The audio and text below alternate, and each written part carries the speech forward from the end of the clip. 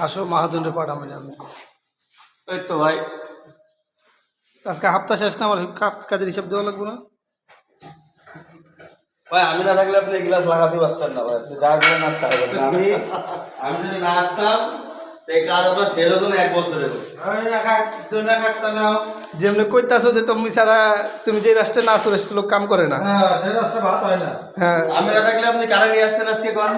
আমি হ্যাঁ 2 দিন পরে আইতাম লোক আরেকজন ভাগ করে লইতাম চুপুরে আসতো সম্পূর্ণ পাথর লই আমি যদি না আসতাম